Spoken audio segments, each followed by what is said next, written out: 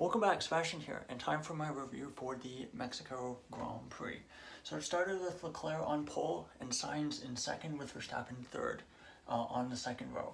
Stroll opted to start from the pit lane, and most drivers were starting on the hard tires with some exceptions. I believe Albon was starting on the hards.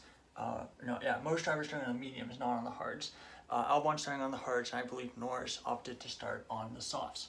Verstappen has a very good start and is basically able to get the tow from behind the Ferraris and is up into P1 at turn 1. Then, obviously, one of the big moments in the race, Perez basically takes himself out at the first corner. He squeezed Leclerc way too hard, thought he could force Leclerc to go further to the inside. Verstappen was obviously there, so that wasn't happening. And yeah, was barely ahead and basically quite similar to Hamilton in Qatar, but in this case, I think Perez really should have known that he didn't have that opportunity was not there to overtake Leclerc at that point in the race, and he was just way too greedy. Car goes airborne, he ends up down in the runoff area, and he retires in the pit. So basically an absolute nightmare start for Perez. His home race is over basically at turn 1. Lap 4, we have a virtual safety car to collect the damage from Perez's crash. I think there was also part of Leclerc's front wing that was out on track as well. Lap 6, Ricciardo was under pressure from Hamilton behind, so Hamilton showing really strong race pace again. Lap 7, Alonso dropping down behind Norris and Sargent, which I thought was quite strange, so possibly damage for him. Tsunoda locks up, trying to overtake Magnussen at turn 1 and pits for new tires. I think that lap or the following lap. Lap 8, Hamilton still can't pass Ricciardo. Of course, the dirty air in Mexico is a problem. The cars aren't able to slipstream as well because the air isn't as dense as it is towards sea level. Lap 10, Hulkenberg doing his best impression of a Truly train after having a really good start, and he was up into the points. And he had about 5-6 cars behind him, so reminiscent of the good old days with Truly and his trains. Lap 11, Hamilton finally overtakes Ricciardo for P4 up to at turn 1. So good move there by Hamilton. Alonso lets Stroll pass, so I think pretty clear that there's a car problem there. And for whatever reason, it really hurt Alonso's pace throughout the race. Lap 19, Leclerc was under investigation after the race for driving in an unsafe condition. I think this was about the front wing and the front wing end plate. But from what we could see, the front wing end plate broke clear of the front wing when the contact happened. So I don't think anything's going to happen, but knowing Leclerc's luck, he'll probably get disqualified and get a grid penalty for the next race. But hopefully that's not the case. Verstappen pits for hard tires, so another strange strategy for Red Bull, pitting early, which is basically the opposite of what they were doing earlier in the season. Pits for the hard tires on lap 19, and meanwhile Hamilton is putting pressure on Sainz for third place. Lap 26 to 28, we start to get the leaders start to pit.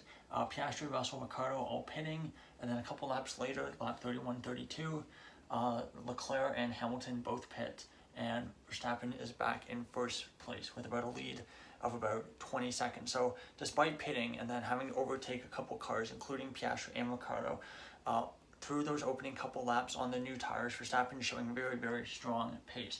And it was even like the commentators were even discussing whether or not he would actually going to be aiming for a 2-stop strategy. And because he had that much extra pace in hand, that he could go for that stop and he could clear P2, because we know that overtaking is very hard on this track, so you would normally never do that kind of strategy. However, that kind of is all negated when on lap 33, Magnussen has a massive crash into the barrier at turn 8, and I wrote this really hurt Verstappen's strategy because it meant that basically the whole field closed up, and that 20-second gap he would no longer have.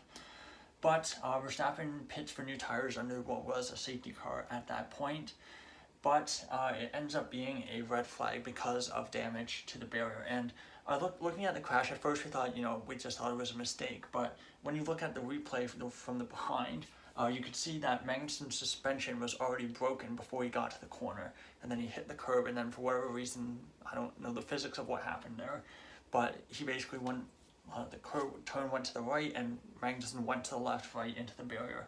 Odd spot for a crash though, but we did get a red flag to replace the barrier. Luckily, the red flag was not too long. It was about 30 odd minutes or so, I believe.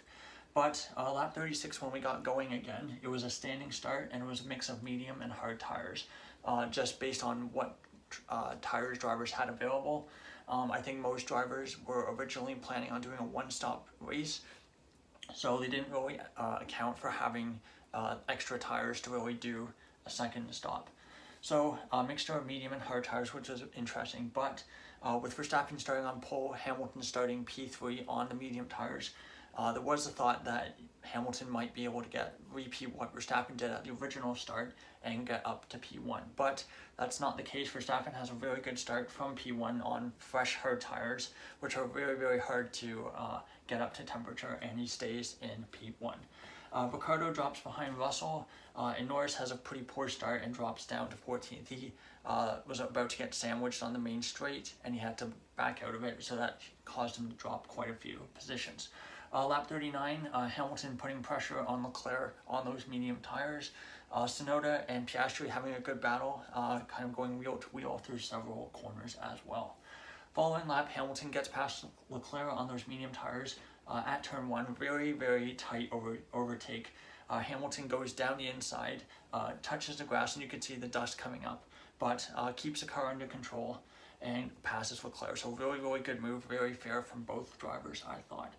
Lap 44, a couple laps later, Ferrari engineers come on the radio saying that they think the hard tire will be better than the medium in 4 laps, so about lap 48, and maybe telling Leclerc, look, you might be able to get a chance to overtake Hamilton again after that.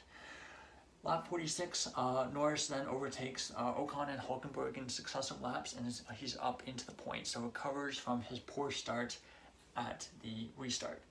Lap 47, Russell says that Sainz is moving under braking. It was a little bit on the edge, but I don't think it was ever under investigation. Lap 48, Alonso retires the car. Clearly something wrong with the car. Had really poor pace throughout the whole race. Don't really blame Alonso, but this weekend for Aston Martin's been an abject disaster. So not great for them. Tsunoda and then Piastri have made contact at turn 1. Kind of similar to Perez on lap 1. Tsunoda just way too aggressive, trying to overtake Piastri, closes the door too early, tries to cut to the inside, and while he hasn't cleared Piastri, spins, goes down the escape road, very similar to Perez. However, he's able to continue, but drops down quite a few positions, basically almost to the back of the field. Lap 52, the Hulkenberg train was back, and this time it was for P10, with Ocon and Gasly behind, putting lots of pressure on him. Lap 56, Piastri a bit slow after the contact, and he lets Norris past, who has really, really strong pace in the second half of the race. Lap 60, Norris overtakes Ricciardo for P6 at turn 4, really good move there, and then overtakes Russell a couple laps later at turn 6, really good move at turn 6, which is not a particularly easy overtaking spot. Lap 67, Stroll spins after contact with Bottas in sector 3, overtook Bottas at the hairpin, kind of similar to Verstappen in 2019, but that sequence of corners is so tight that it's basically impossible to make an overtake. And while doing that, Stroll basically cut all the way to basically cut Bottas off, didn't really leave him with anywhere to go. They make contact, he spins, he retires. I think it was kind of a racing incident, but that being said, I think I would put a bit more blame on Stroll, just because that's not really a place that you can ever overtake, because it's so tight through there. Final lap, Verstappen takes the checkered flag, sets a new single season win record with 16 wins in a season. Obviously kind of irrelevant now that we have 22 races in a season, but still a new Formula 1 record, and Hamilton gets the fastest lap on the final lap of the race. So taking a look at a result, Verstappen P1, another great result from him, had a pretty much flawless race, recovering from a bit of a subpar qualifying from him. Second, Hamilton, really good result from him, really recovered from that poor starting position, but the race pace for Hamilton was really excellent. Third, Leclerc, I think a bit disappointed, but I do think that the Ferraris kind of over-delivered a bit in qualifying, so that's kind of about the best that they could have hoped for. Fourth, Sainz, not a great race. Fifth, Norris, really good recovery from a really tough qualifying. I'm really curious where Norris would have finished if he had been able to qualify up in the top 5 or top 6. maybe could have gotten a podium, it's hard to say. 6th Russell, not a great race from him. 7th Ricardo, first points of the season, obviously, first point since last year. I think really excellent job between qualifying and the race. I think got the most out of the car. You know, on race pace, over battling with the Mercedes, the McLarens, I think is still a bit too big of an ask for the AlphaTauri, even with the upgrades. So, but still excellent result for him. 8th Piastri, 9th Albon, good points for him, and 10th Ocon, rounding out the points positions. 11th Gasly, 12th Tsunoda, 13th Hulkenberg, 14th Bottas, 15th Zhou, 16th Sargent, who basically retired with a couple laps to go, so classified but didn't finish or reach the checkered flag. And then your retirements: Stroll, Alonso, Magnussen, and Perez. Now, looking at the championship, Verstappen extends his lead, or extends, well, his winning margin. 491 points now, 250. Yeah, 251 over Perez now. Hamilton, 220, only 20 points behind, basically negated the results of that disqualification from Austin.